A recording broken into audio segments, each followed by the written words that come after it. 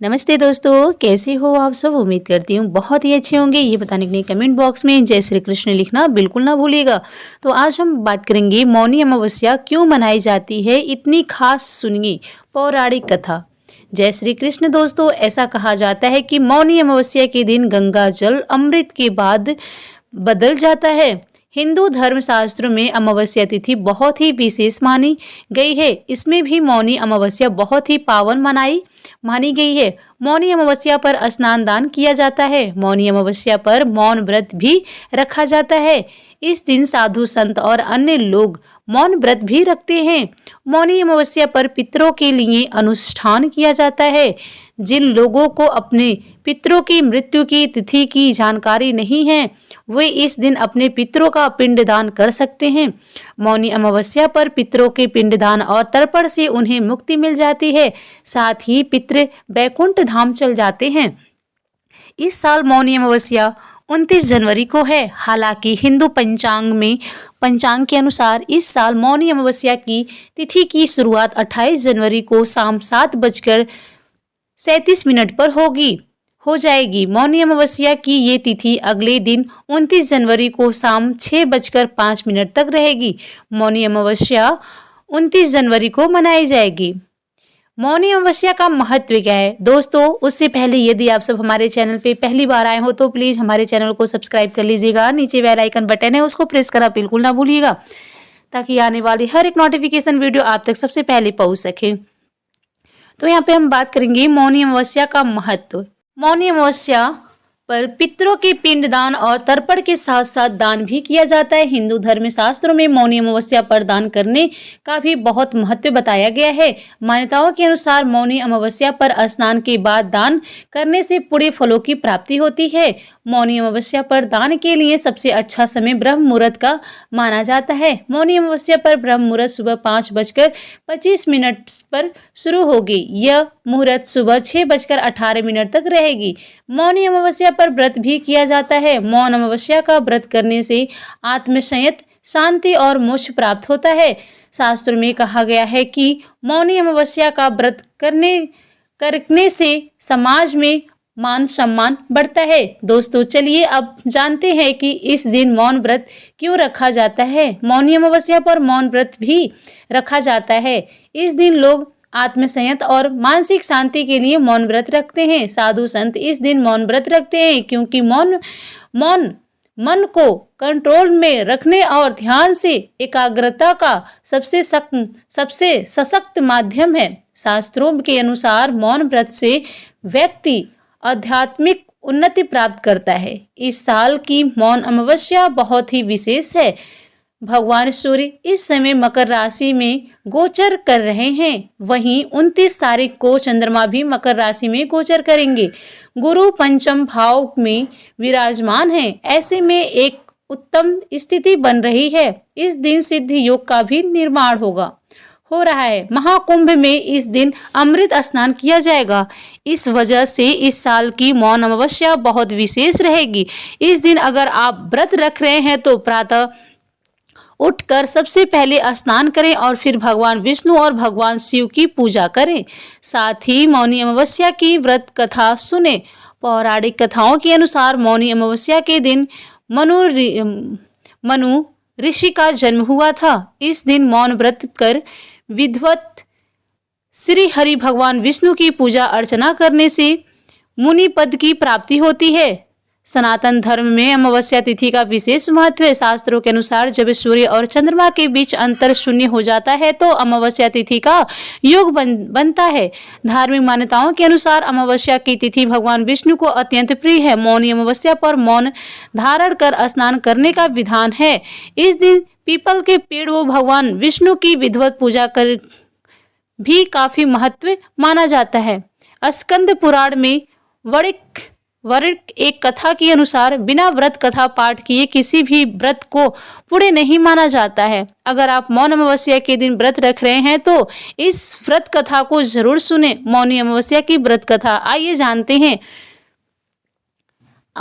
असंभव को भी संभव करने वाली मौनी अमावस्या व्रत की चमत्कारी कथा। इस मांगलिक अद्भुत कथा का आनंद उठाएं और अंत तक हमारे साथ बने रहें। तो पौराणिक कथाओं के अनुसार कांचीपुर में एक ब्राह्मण अपनी पत्नी धनवती, 7 बेटों और बेटी गुणवती के साथ रहा करता था और उस ब्राह्मण का नाम देवस्वामी था। देवस्वामी के 7 बेटों का विवाह हो गया, लेकिन बेटी गुणवती अभी भी कुंवारी थी। इसलिए देवस्वामी ने अपने बड़े बेटे को गुणवती के लिए सुयोग्य वर ढूंढने का कार्य सौंपा। इसी बीच एक दिन एक पंडित ने गुणवती की कुंडली देखी और बताया कि गुणवती की कुंडली में मौजूद दोष के कारण गुणवती विवाह के तुरंत बाद विधवा हो जाएगी। ऐसा सुनकर देवस्वामी के पैरों तले जमीन खिसक गई। घबराते हुए अपने पंडित जी से इस घोर संकट के बचने का उपाय पूछा। तब पंडित जी ने कहा कि सिंहल द्वीप में सोमा नाम की एक धोबिन रहती है। वो विष्णु जी की परम भक्त है, उसे यहाँ ले आओ। उसकी पूजा में इतनी शक्ति है कि वो गुणवती को विधवा होने से बचा सकती है। पंडित ने कहने पर देवस्वामी का छोटा बेटा और गुणवती स्वयं सोमा को लाने के लिए निकल पड़े। रास्ते में सागर पार करने के बाद थके हारे दोनों भाई बहन एक पेड़ के नीचे आराम करने लगे। उस पेड़ पर एक गिद्ध का घोंसला भी था। उस घोंसले में गिद्ध के बच्चे थे जो गुणवती और उसके भाई की बातों को सुन रहे थे। तभी गिद्ध ने अपने बच्चों को खाना खिलाने की कोशिश की तो वो बच्चे खाना खाने से मना करते हुए बोले कि पहले इन इंसानों की मदद कीजिए, तभी हम खाना खाएंगे। अपने बच्चों की जिद मानकर उस गिद्ध ने गुणवती और उसके भाई को सिंहल तक पहुंचा दिया, जहां धोबिन सोमा का घर था।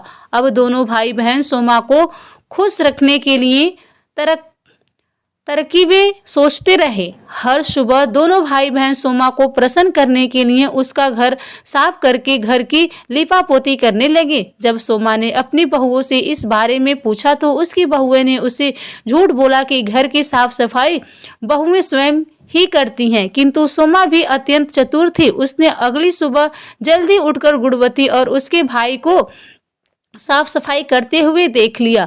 वो दोनों के काम से बहुत ही खुश हो गई और सारी बात जानकर दोनों के साथ उनके गांव चलने के लिए तैयार हो गई।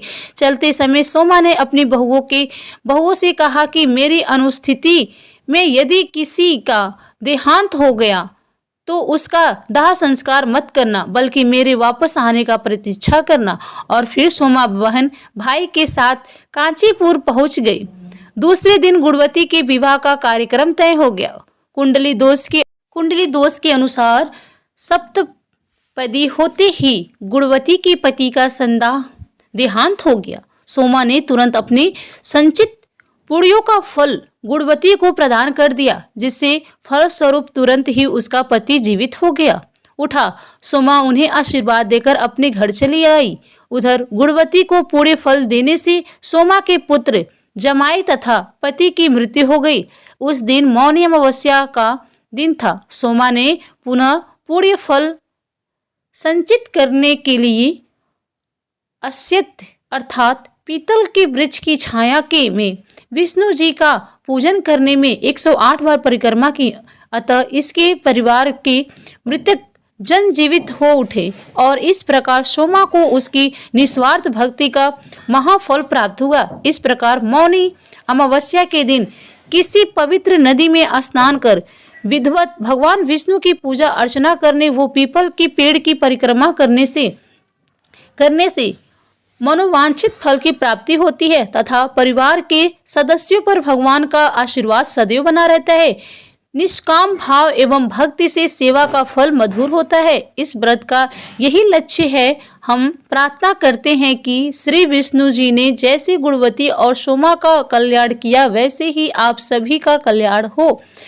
मौनी अमावस्या के दिन मौन व्रत रखकर मन, वाणी और कर्म से पवित्रता बनाए रखना शुभ माना जाता है। इस पौराणिक कथा के अनुसार मौन व्रत करने से व्यक्ति अपने पापों से मुक्ति होकर मोक्ष की ओर अग्रसर होता है। इस दिन गंगा स्नान और दान का विशेष महत्व है। तो दोस्तों, आपने आज इस वीडियो में क्या सीखा और दोस्तों आपको ये कथा और जानकारी कैसी लगी, कृपया कमेंट करके जरूर बताइए। वीडियो पसंद आया हो तो लाइक करें और अपने दोस्तों के साथ शेयर करना बिल्कुल ना भूलें। कमेंट बॉक्स में जय श्री कृष्ण लिखना ना भूलें और ऐसी ही और भी बहुत सारी कहानियों को सुनने के लिए चैनल को जरूर सब्सक्राइब करें। धन्यवाद।